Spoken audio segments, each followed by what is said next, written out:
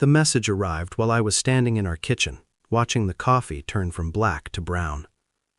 I can't pay rent this month. Can you cover me? No emoji, no apology, just a flat request, like she was asking for salt. I stared at the screen longer than necessary, long enough to notice how calm my hands were, long enough to hear the refrigerator hum, steady and indifferent. Sure thing, I typed. I hit send. Then my phone buzzed again. Not from her, from an unknown number. A screenshot, a banking app, a balance that made my chest go hollow. 500,000. I didn't move. I didn't breathe any faster. I just stood there, coffee cooling in my mug, while something inside me rearranged itself into clean, sharp lines. That night she kissed my cheek like always, said thank you, said she was stressed, said she didn't know what she'd do without me. I listened. I nodded. I paid the rent. And in the quiet hours after she fell asleep, I opened my laptop and began to inventory every dollar I had ever spent loving a woman who had just won the lottery and decided I didn't deserve the truth.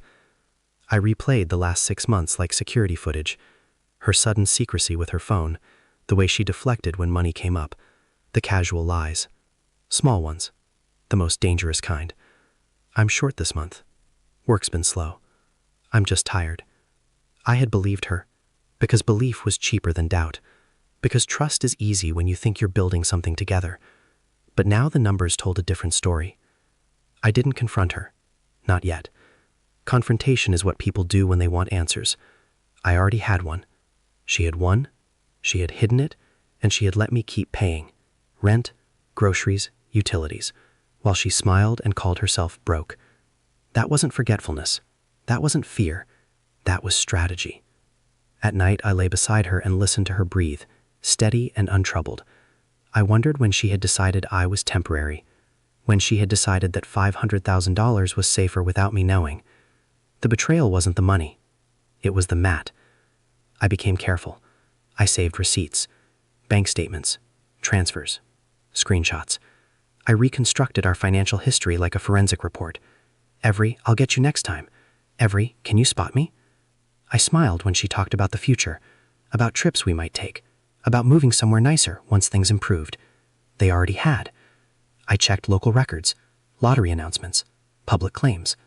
There it was, her name, a date that lined up perfectly with the month she first said she was struggling.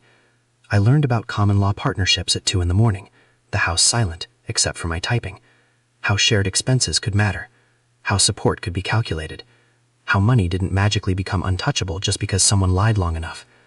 During the day, I played my role, calm, reliable, generous. Inside, I was documenting everything.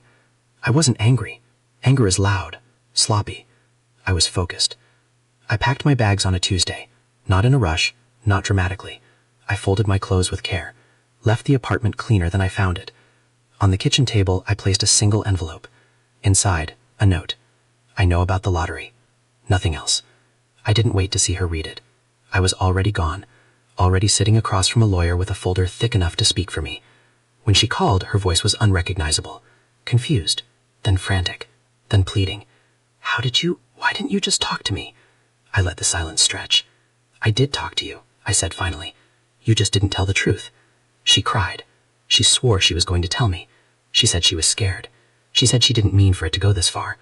It already had. The lawsuit wasn't about revenge. That's what I told myself. It was about clarity, about putting numbers where feelings had been abused, about showing her that silence has consequences.